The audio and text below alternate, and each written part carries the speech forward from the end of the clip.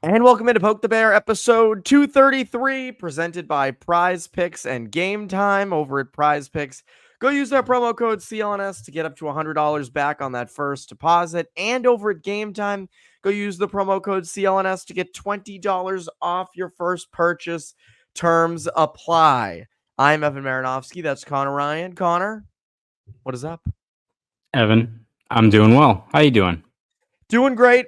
Doing great. Connor, we got to talk about a troubling trend with you. Something that it's popped up. It was reinforced on Wednesday night. I don't know what you're talking about. Do you have a curse? Is there such thing as I a don't think so. Connor championship curse? I don't believe so. No, I think that's incorrect, Evan. In fact, I strongly push back against such accusations that I am a blight on championship contention. Well, we're gonna need some evidence on that side because you were at the I'll be at the finals, so don't worry. We'll figure it out. They'll be at the Celtics. I know. Yeah, I know what you're about to say, that the latest example is not a good one in terms of the case you're making here, but don't worry. Were you at the 22 Celtics Warriors NBA final too? That is redacted information. I won't share that on the podcast. Oh my God. Holy crap. You might be cursed. You might be cursed. I don't think so. I think that PWHL Minnesota played a great game in a clinching scenario on Wednesday up in Lowell. Shout out to PWHL Boston for a very successful first season. I think, as unfortunate was, they come up short in that game. To see the energy in that crowd, the cheers before the game, during the game, even after the game, where you had cheers for them, even as, PWHL Minnesota was celebrating. I think that's probably the most emphatic stamp you have in terms of the strides that team in this league made. And I think only onward and upward for PWHL Boston. So shout out to them for a season. And it's not my fault that they came up short on Wednesday. It's not my fault, Evan. I love seeing the success they had in their first season. The place was packed, right, on Wednesday night. Not a, it was not an open seat. There were standing room only. It was very expensive. I saw the ticket prices. I was like, whoa. Yeah. Also, like, Songus, very underrated place to watch a game. I've always really liked the Songus Center. I know it's up in Lowell, and I would love for the PWHL Boston team to find a home kind of closer to Boston. It's very tough to get up to Lowell, especially at that time. But that's a good arena. Like, that's a very underrated Hockey East rink, in my opinion. Yeah, exactly. It's like, if I understand, like, wanting to go somewhere maybe more centrally located so you can get maybe more people from either the city or even like the South Shore. I came from Gillette. I was at Gillette in the morning and then drove up to Lowell, and that was an adventure. But that's the thing, though, is like, yeah, it's not. I think it's just the location wise, it's just can sometimes be a little bit of a headache for getting to Song. But the facilities in the arena are great. Like, it's like, all right, you want to go to Boston? Do you want to play at Conti Forum? Go to that campus. All again, talking about being centrally located, to go all the way out in Newton. Go leave the city to get out to that shit house barn. So can't do that. Can't do that. I agree, and it's great to see. And shout out to Danielle Marmer for a hell of a first year as a GM, former Bruin. So great stuff there. Unfortunate they couldn't pull it out in Game 5, but it's not my fault. You're going to need to have a bounce back performance with the Celtics. This is on. This is now officially on. I'm not going to name all the championships. People can probably do the math and put the numbers together, but I don't know. Have you ever seen the team that you're covering? Have you seen them win a championship in person? I covered the 2015 Cape Cod Baseball League, and I was there on site to see one of the teams from the Cape Cod Baseball League win the Cape Cod Baseball League championship. So I think it's tough to refute that one, Evan. You know what? That might just be all the evidence that you need to support your case. It's okay. Actually, at the New England Prep School Championship. So before every round of the playoffs, I would do a predictions piece. And I was like scorching hot going into the championship. In the semifinals, I got like final scores correct. It was pretty crazy. Final championship day, 0 for 3, baby. 0 for 3. Got them all wrong. And parents had no problem just dunking on me at every turn. And props to them. I mean, they deserve to be able to do that. So I guess predicting prep championships, I'm not great at either. So I guess we're even. Let's, you know what? Now that I'm thinking about this, Evan, let's talk about the fact the Bruins have had 2 very successful regular seasons, and I've been to all those. And who waltzes in on Causeway Street in the playoffs, all hunky dory, than Evan Marinovsky, who all of a sudden the Bruins either they can't score, they can't do anything, they come up short. Who's the actual outlier here? Who's the Kaiser Soze who's sneaking in and causing havoc everywhere he goes? I think you should speak to your own actions in terms of, especially the Bruins' perspective, what's going on here. Hey, they did win a playoff round this year. It was a very exciting Game 7. So they did win a round, and they did pretty much do what we thought they would do. And at 2019, they went to the Cup final. They were, they had a successful playoff run that year. They just couldn't pull it out. So, but yeah, I guess. Like, maybe it is me. Maybe next year I won't go to anything. If you're putting a curse down on me, I'm dragging you with me. I'm dragging you into the second, third level of hell with me. If that's what you're doing here on this podcast, I'm taking everyone down with me. Yeah, you're bringing me down. And what's best is the listeners right now are like, shut the fuck up. Listen, everyone, guys, it is May 30th. The season hasn't even over yet. It's been raining all day. I just took the trash in. There's nothing else going on right now. Like, we got to make do. We gotta fill time. At the end, we're gonna do our top 5 favorite young Sheldon moments. I'll do like 1, 3, and 5. Exactly. If we get a snarky comment on this, all of a sudden, yeah, we're gonna start talking about The Big Bang Theory, How I Met Your Mother, all these shows that I haven't seen, and I'm glad I haven't. But God help me, we might have to get to that point. We're gonna review late night television. How bad those shows are now. Like, who's your favorite side character of Roseanne, Evan? Oh boy, you could really get me going with that one. Geez, so much there. Anyways, a little piece of news, little tidbit. Came out of Ottawa recently. Bruce Garriosha, the Ottawa Sun, wrote, after failing in a bid to acquire goaltender Linus Ullmark from the Bruins at the trade deadline in March, Senators GM Steve Staios and the club's hockey operations department are expected to make another pitch before the draft set for June 28th and 9th in Vegas. The Senators, Kings, and Devils were among several teams that made a push for the 30-year-old Ullmark before the deadline. Now, here's where things get interesting. Quote, a league executive said Thursday he believes the Senators would likely have to offer defenseman Jacob Chychrun, who has legitimately never been not on the trade block in his career. Like, every single year is getting traded, along with a first-round pick and another selection to acquire Ullmark. Even then, he has the hammer because he does have the modified no-trade clause, which is the worst part about this. I will say this, Connor, if that is the package for Linus Ullmark, whether it be with the Senators, if he ever accepted that trade, which I don't know why he would, but if he did, or somewhere else, right? A impact roster player, a first round pick, and then potentially another draft pick. Holy crap. If that's what it is, I mean, my God, I think Bruins fans would drive Linus Ullmark to Logan Airport themselves. Well, Evan, I think when you look at that report from Ottawa, we have to figure out who the league executive is, because is it Don Sweeney? Because I don't know how the hell that is going to be the return on Ullmark. He's like, we need like Connor McDavid, exactly. I mean, yeah. Again, it's so tough to gauge what the return is for a number one goaltender, right? Like, you've got a pretty wide variance in terms of these players and what they offer. But even if it's like on the high end of something, it's still like not going to be, I think, like a player with term or anything like that. Like, maybe it's a first round pick, but like, I don't know if it's going to be a top 10. Like, I know, what was it? Vancouver got the number 9 overall pick, I think, for trading Corey Schneider, and they got Bo Horvat off of that. Like, that seems like a best case scenario, but like, that would be the only piece. Maybe. And that was years ago. And that was 2013, I think. So like, that is probably the best case scenario. People look at Marty Necas, which, again, if you're looking for a high impact player, that makes a lot of sense. And you could spin it in terms of like, he's a restricted free agent. You're gonna have to sign him to a big contract. So that's why Carolina would even dangle him. But that being said, it feels like you have to include another piece on top of that. Like, Ullmark and Fabian Lysell or something like that to get that done. Like, that seems like a best case scenario in terms of actual talent. But to get a guy like Chychrun, who's under contract on a good deal for one more year, but a legit top 4 defenseman, a first round pick, which I think they have to Ottawa, but like I don't know if you're getting their own pick there in terms of that or another player as well.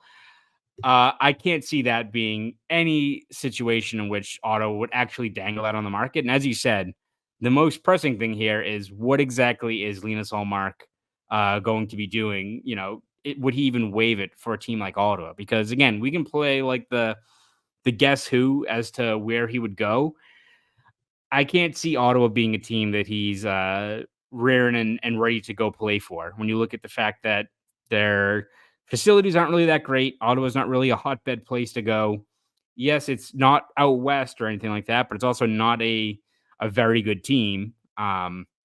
So if you're Ullmark and you're trying to contend, trying to get that number one spot, and also like as a guy who's going to be a free agent next year, put together a strong season, would you rather go to Ottawa where like every year it seems like they've got pieces and then it all implodes, especially defensively? Or would you rather go to, a team like New Jersey who did make the playoffs but has good pieces and is due for a bounce back, or a team like Carolina, which numbers should be well in terms of how structured they play? It just, again, I got two issues. One, even if Ullmark somehow doesn't have Ottawa on his no trade list, I cannot see that whole package being part of the return. Maybe one of those things, maybe the first round pick, maybe Chikrin. But I can't see that happening, nor can I see Ullmark being like, yeah, Ottawa's good. I'll take that. I do wonder if that league executive is factoring in that the Bruins would be trading him in division, right? Where like typically if you're to trade a guy like that in your own division who is going to be, potentially, making a team in your division so much better, or you're going to have to give up more for a guy like that. I wonder if that factors in too. I got to be honest, I don't have a huge problem trading Linus Ullmark in the division. I know that, obviously he would make Ottawa better. I mean, that probably improves them by a good size margin, unless they just completely fall apart defensively in front of him. This is if he went there. But if you're getting a return that's like that or comparable to that, or even like half of that, I think it's good to just get the cap space. Like, I'm fine with it. If he's going to accept a trade somewhere, like, I'm okay with him going in the division. And I know that people don't like that, but you got to have confidence in yourself. Like, you have Jeremy Swayman. You have a good team. Ottawa's going to be good at some point. I also wonder if the Bruins could potentially convince Linus Ullmark, like, hey, Ottawa, you're going to be the guy. That's all I can come Playing up with. 40 minutes outside of the city. Yeah. Yeah, this would be great. But they do have pieces on that Ottawa team, right? I mean, that's a team that has some young guys coming up. Every Bruins fan wants to trade David Pastrnak for Brady Tkachuk. I don't know why, but they do. But Brady Tkachuk's a great player. And great player. Franchise got to build around a guy you want on your team for sure. Guys like Jake Sanderson and, Claude Giroux is still there. So there are there's a chance that team could be good, especially with good goaltending. So I wonder if there's any way they could convince him to want to go.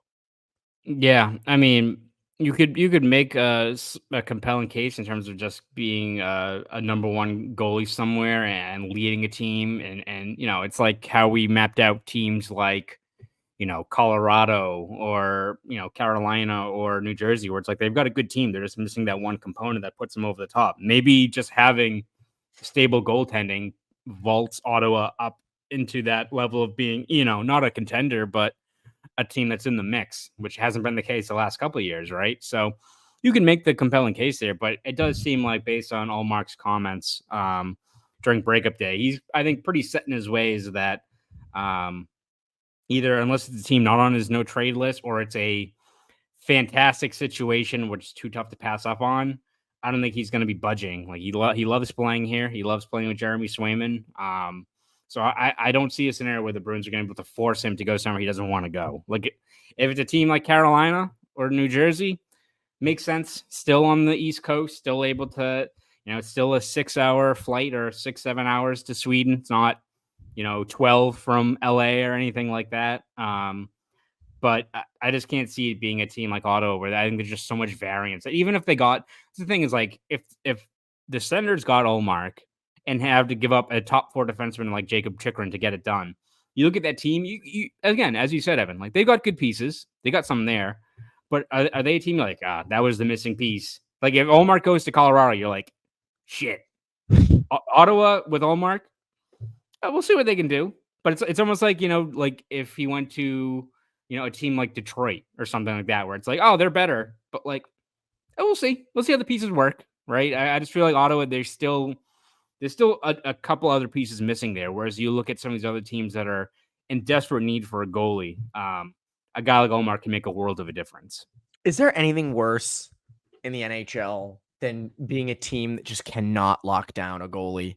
Like you look at like the Leafs or the Oilers, these teams that are contenders, or even look at like the Red Wings or the Senators or even the Sabres, like these teams that have young pieces but just get hampered by bad goaltending every night.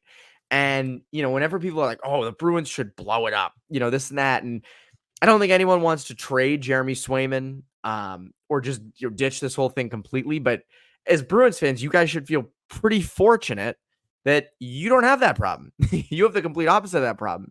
You have a lot of options in that. I want to get into the teams where I could see him maybe going. We've mentioned a few of them. There's some others that would make sense, at least on paper.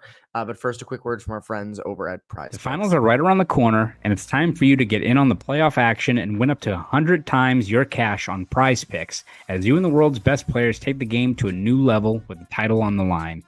With Prize Picks, you can turn $10 into $1,000 in a single game watching your favorite sports this summer. With Prize Picks, you could turn $10 into $1,000 in a single game watching your favorite sports this summer. You can make a Prize Picks lineup in as little as 60 seconds. You just need to pick more or less on 2 to 6 player stat predictions, and you're locked in. Prize Picks is America's #1 fantasy sports app with over 5 million active members. Get on the daily action with your friends and become part of the Prize Picks community today. The finals mean more on Prize Picks, and so do the star players. You get boosted payouts on select basketball stars that you won't find anywhere else. Quick withdrawals, easy gameplay, and a huge selection of players and stat types are what makes Prize Picks the #1 daily fantasy sports app. And with the Celtics season still in full swing, there's plenty of opportunity to participate in Prize Picks. This week on Prize Picks, I'm selecting Jaylen Brown for more than 25 points and Derek White for more than 7 assists. So download the Prize Picks app today and use code CLNS for a first deposit match of up to $100.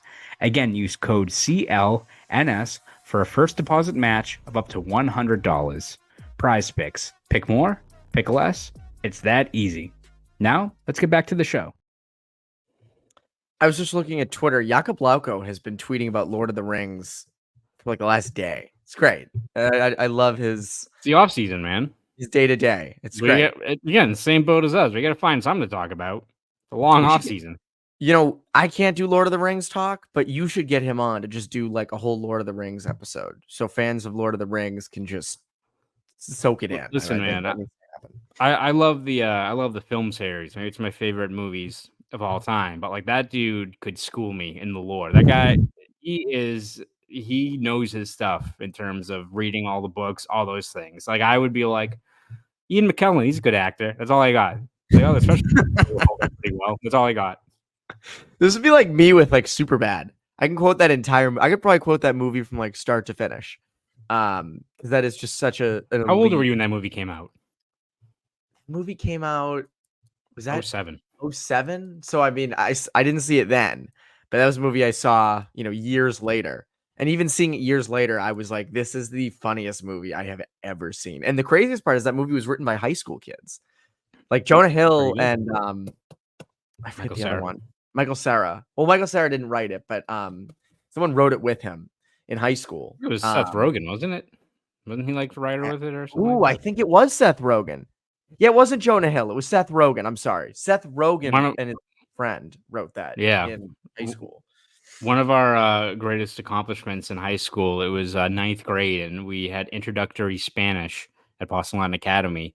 And our teacher, Senor Roma, asked us like what popular film we should watch in Spanish, just so you, like if it's in Spanish, you can like if you already know the lines, you can see how it's said in Spanish, and like kind of glean like what they're saying and kind of pick up on it that way. It's actually a very helpful way to learn a different language. It is. And we all voted and said you should get Superbad. He's like, is it inappropriate? We're like, no. And we got like about 10 minutes into the movie before we had to pivot. And they said So they listed the I'm not going to say it, but they listed the website that Seth yes, and Michael's and they signed up to go to college, and the teacher was like, yes. "All right, yeah, this is off. We're Yes, done with this." it didn't take very long. He really wasn't paying attention. It was only after they showed Jonah Hill his affinity for drawing something that he was like, "Whoa!" The dick drawing. It was just yes, so exactly. good. That's as far as we got. I've actually went back and read like oral histories of Superbad and how it came to be, and like how they did those dick drawings. Like I think they had one of the brothers. I could be wrong. One of the brothers, one of the actors, like is a good drawer, so they had him draw all those. Didn't they have the dick in like Tiananmen Square or something? Yes, it was a collaborative. It was a collaborative effort in terms of getting it all together. As the case with every film project, you need a full collaborative process. Yes, you do. But that movie, Superbad, was outstanding. Wow, we got way off topic. That's fine. It's the offseason, Evan. We can do that. Reiterate. We can do that. Yeah, it's interesting when it comes to teams that Ullmark could go to. Obviously, he has the modified no trade, which is not helpful because you wonder, like, does he just have the teams that have goalies as like the teams he would be traded to? Like, is it like the Rangers, the Islanders, the Panthers, as teams he would go to, and sort of these other teams that don't have goalies? But you mentioned an interesting point. Teams like Carolina, New Jersey, these are contending teams where they are just a goalie away. I mean, Carolina is right on the doorstep of going on a run to the Cup. New Jersey had a down year this year, but is a young, promising team with now a new head coach in Sheldon Keefe, where like that seems like a pretty good situation to go into if you're a goalie. It's also not far from, like, it's still close to the Northeast, and so I wonder about those two teams. In terms of on paper, I mean, we mentioned LA before. That would make sense, especially for LA. Edmonton really would, if they did have Linus Ullmark, they'd be cooking with gas. The problem is I can't imagine that's on his list of teams he'd want to go to. And then you have Colorado, which, like, again, I think for him, and I do wonder if he looks at it as, hey, I want to go somewhere where I can have a really good one season so then I can sign a deal somewhere I want to be. If he goes to a place like Colorado, tears it up for a year and then signs a long-term deal with like Carolina, or maybe he looks at it and says, hey, I want to go to Carolina for a year, tear it up and then sign a long-term contract there, or New Jersey or something like that. So maybe at some point, like, he just says, you know what, I want to go to the best possible team so I can have a really good year and just I'll suck it up for this year and then focus on the long-term deal after that. Maybe that's what he ends up, getting to the point of. Yeah, I mean, I think that is the thing too, is you have to be cognizant of is not just where he wants to go this year, but as you said, he's a pending free agent. Like, he doesn't want to go somewhere where, you saw what he was in Buffalo, right? He was a good goalie in Buffalo, but the team around him was terrible. So like that's why his numbers still didn't really like pop off the page. Like when they signed him, people probably looked at his numbers like, all right, like, spend $5 million on this guy. Okay, is he like your stopgap kind of goalie, or what is he? And you dove into his like high danger save percentage and all those things early on. You could see why I think the Bruins saw the value there. But if you're trying to max out your contract and you have a Vezina Trophy win, on your resume, but this past year you went to Ottawa and you got a 912 save percentage, maybe your high danger save percentage looks pretty good, but like, is that going to be what people are going to look at when they hand you your contract? No, they're going to be like, oh, this guy is what, 30, going on 31, maybe going on 32, regressed over this past year. Maybe he's not in the Bruins system. Maybe he, like, if you're Ullmark and you're trying to make do on the contract that you deserve after what you've done here in Boston. I think for him, it's all about going to a team that needs a goalie. He's not going to be a guy that's probably playing 35 games or even fewer than that. He's not going to be a guy that's not going to be the guy getting the nod in game one of whatever team he's in if they're in the playoffs. So for him, it's about being part of a contending team next year and proving his value, but also putting himself in a position to get paid. And again, that's why I think not going out west has more to do, I think, with where he wants to go and his family, not uprooting them, which is absolutely his right.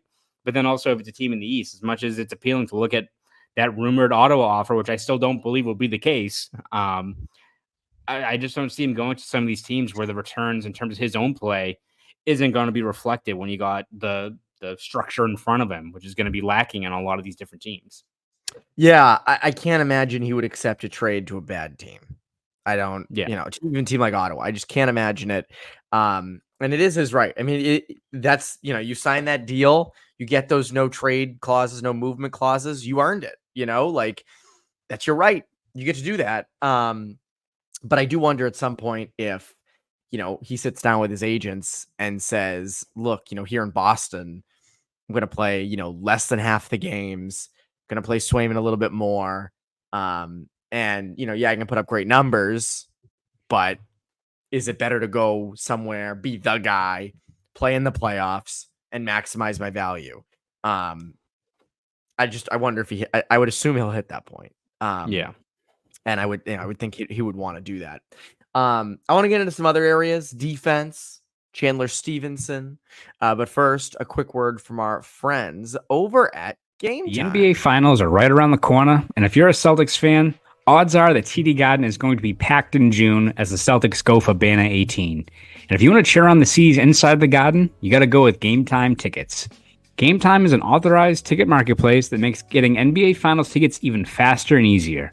Prices on the GameTime app actually go down the closer it gets to tip-off. With killer last-minute deals, all-in prices, views from your seat, and their lowest price guarantee, GameTime takes the guesswork out of buying NBA tickets.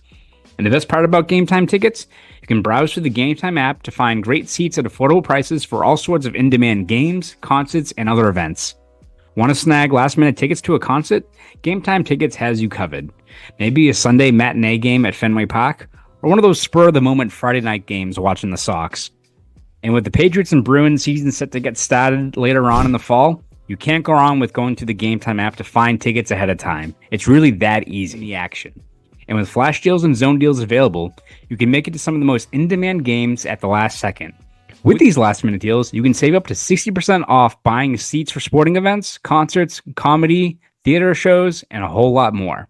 Some of my favorite features of the app include seat views, where you can get a panoramic view from your seat in the app before you buy, and the lowest price guarantee, or else GameTime will credit you 110% of the difference. So what are you waiting for? Take the guesswork out of buying NBA Finals tickets with GameTime.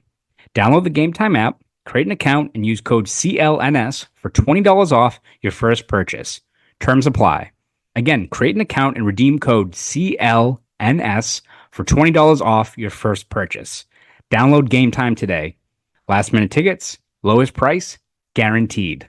Now, let's get back to the show. So, an interesting thing, I missed this tweet Wednesday night, and I saw it Thursday morning, and I figured, let's respond on the podcast. So Van Allen on Twitter, loyal listener, loyal fan of our stuff, so love you, Van, tweeted, listening to Connor and Evan on Bruins Beat, Connor poses the question, would you rather have Sam Reinhart or Elias Lindholm and Brendan Dillon?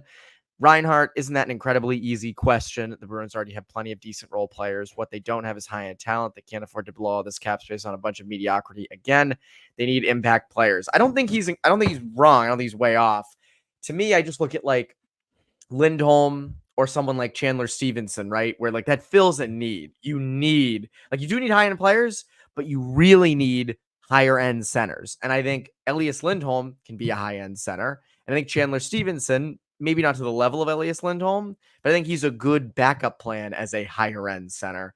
And then I think on defense, a guy like Brendan Dillon, I think for a long time, I think they need a veteran left shot guy, a true vet who's been through playoff runs and can play first pairing, but can also play third pairing, kind of what you were hoping out of Derek Forbort. I think Dillon is a reliable piece to do that. Would Reinhart be nice? Of course, Reinhart would be awesome. Kidding me? Like, you see him in the friggin' bumper on the power play in overtime the other night? I mean, that would be chef's kiss. But I think you have bigger needs right now than just going out and getting the highest end player. Yeah, no, I agree. And again, like with the Bruins, I'd have Reinhart, of course. So would 31 other team. That's why he's probably going to make $10 million a year. The Athletic projected his contract to be like almost $11 million annually, which is crazy. Right. So, like, again, I think it all comes down to areas of need. And I think, again, the priority is getting a centerman. And also, like, you look at Reinhart and how good he is. I also think to maximize Reinhart's play, I was reading some like kind of deep dive of how impactful he can be when he's not with the guys really generating the chances. He's a great finisher, but if you sign him and your centermen are still Coyle and Zaka, okay. And again, like maybe he's not a 57 goal guy. Yeah, no shit, right? But like if you're signing for 10 million, you don't want it to be what he's been the last couple of years, which is 30 goal, 75, 80 points. That's a good You player. get that Not worth somewhere 10 else. million, Yeah. right? Like that I think that is the one issue is that if you don't have the centerman, the rest of the lineup is still either disjointed, top heavy, however you want to put it. Like even if a guy like Elias Lindholm or Chandler Stevenson aren't the guy, they aren't, a Draisaitl, what have you, obviously, but um having another one of those players just makes all the pieces fall into place, right? If you have a guy like Lindholm or Stevenson, who again maybe isn't as flashy of a player, but has a really high motor, has had, 3 straight 50+ point seasons. Maybe he's still in the same mold as a Coyle and a Zaka, but either one of those players, you get them, they're still going to be productive players at an area of need that helps your scoring punch. You're pushing guys further down the lineups, whether that's Zaka over to the wing or if it's Charlie Coyle on the third line. You're putting other, again, good players in areas where they're probably better suited to capitalize on their skill sets. Like as much as people look at the postseason and you need more from Zaka and Coyle, yeah, that's obvious, but they're still good, useful assets for this team. It's just putting them in better spots to succeed moving forward, I think, is the apt thing with this team. You even look at like last year or 2 years ago when you had Eric Holla and you had to move things around. You bring in a guy like, you bring David Krejci back, pieces fall back into place when you have just another centerman that can put guys in better spots. So I still think centerman has to be the priority, but I agree with you that if the money's right, like I think that's the biggest thing is with these veteran kind of left shot D, but you kind of look at what the formula is for teams in the playoffs, and Cam Neely mentioned speed up front. It's also a lot of size on the blue line. And I think if you're able to get a guy like Dylan, who, maybe isn't what he was when he was 28, 29, but I believe he's 33, but 6'4", long reach. His underlying numbers still paint the picture of a guy that's really strong defensively, which is why you want this guy. He's not like a, Joel Edmondson, who's big guy, but like the numbers don't look great, doesn't move very well. If you're able to get a guy like Dylan for, a short-term contract for 2-3 million or something like that per year, I think it does stand to be, an area that you should improve in. So if you all of a sudden you go into next year, and let's say you don't get Chikrin or anything like that, but next year your 6 starting defensemen are McAvoy and Lindholm and Carlo, Lohrei, Peak, and Dylan. Like McAvoy's your smallest guy there, and he's 6'1", but still hits like a freight train. Everyone else is over 6'3", I believe. So that's kind of what you want out of your decor. So I understand people are worried about like falling into the same thing with a guy like Forbert, who had an up and down kind of trajectory. But I think having a guy that has that bruising capabilities, can block shots, play those tough minutes, is someone you should look at investing in for the right price. Don't sign Nikita Zadorov to 6 and 6. No, I saw that. Oh my God. Yeah. What are you people Like, thinking? Some of these things, can get out of whack, but like guys like a Dylan, who's, maybe an older player, but still has good underlying numbers, fits a need, fits an identity, which I think is what the Bruins are talking about quite a bit this offseason of who they want to prioritize. I think a guy like that would fit, but for the right price, of course. For the right price, that's the biggest thing. And I go back to like, I know that people are weary of mediocrity, getting mediocrity in free agency. I get that. Lindholm's not mediocrity. Chandler Stevenson is not mediocrity. I don't think those guys are mediocre. Those are borderline high end. I think Lindholm is high end. And I think Chandler Stevenson is a very good player. It's a very solid player. Right there. So I have no issue with that. I don't. And I think if you were to make me pick between Reinhart or Lindholm and Dylan, or Stevenson and Dylan, I go with the second option. I do. I want add center depth and then fix a need on D. Because going into next year, I mean, Grzelcyk's gone, Forbert's gone. I think you do need a left shot guy, or especially a veteran one. Especially a veteran one. And I want Wotherspoon as a 7th defenseman. There's nothing wrong with that, but I think if you can do it now, again, if you invest a ton up front and you go out and you somehow get Stamkos and Lindholm. It's like, all right, well, we'll take all this for the 6D, But I think if you just do Lindholm and another wing like Toffoli, okay, Dylan, I'm for that, So yeah, Reinhart would be really nice. And I think you hit the nail on the head with if you put Reinhart with Coyle and he gets 30 something goals, it's like, well, that's good, but not for 10.5 million. I would legitimately rather sign Bertuzzi and another wing and recreate that production in the aggregate than 10 million for Reinhart. That's or for one DeBrusk. guy. Yeah. I'd rather you could sign 2 players for that 10 million and recreate what. And again, that's not to say Reinhart I'd love if they sign Reinhart and he proved me wrong and scores 44 goals next year and generates a lot by himself. But I think you look at just how many goals he scores off of rebound shots, tips, deflections, bumper on the power play. You need talent around him to get the most out of a player. Again, that's kind of a no shit statement. You need a lot of talent to get a lot out of high end scorers. But I think especially Reinhart, if you're investing 10 million in the guy, you need to put the right pieces around him to really make that investment, I think, worth it. Reinhardt's money and again, I don't know what he's going to end up becoming. I haven't watched enough of him to be like, this is definitely what he's going to be, but feels like a guy that a team is going to overpay for. A middling team like a Detroit or someone like that. Chicago is an interesting one. And the production falls a little bit, because again, he's surrounded by Barkov and some amazing players. Kachuk down in Florida, Verhaeghe. You got guys like Montour passing you the puck. So I wonder if that's sustainable going forward. And I think he's probably gone from Florida. I don't know how Florida retains. Unless they just pony up all that money, but they're going to have some issues.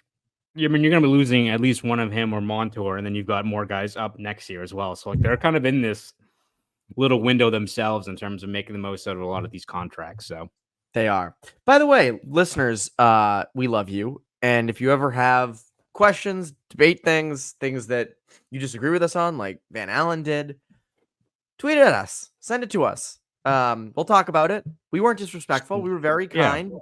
We're not going to rip you apart. Don't be mean. Don't make fun of us. Don't say my accent's fake. It hurts. That accent's fake. That accent's fake. I love the YouTube comments when we first started doing these. People would be like, "That accent's so fake." I'm like, "Yeah, real fake." You nailed it. Yes, you nailed it. I'm working on my TikTok influencer account as we speak, Evan. Fake. Those are some fake Boston accents. That's what we love to see. Those. You need to become a Boston influencer. You need absolutely not. Well, did you see the woman who did the fake Boston calling list? Had like Karen Reed as one of the. Oh, I did see that. Like the set list thing that they always do for the set list. I wanted somewhere in there to be like Conor Ryan's accent or something. Yeah, I needed to see it, but it's unfortunate that you weren't in there. I would have put you. It's all right. I don't want to be put in a thing with getting hit on Starro Drive and Karen Reed and all these other things. I'm fine. I'm fine not being part of that list. So I got some characters on that list. Anyways, Connor, what can the people look forward to from you over at the Globe and Boston.com?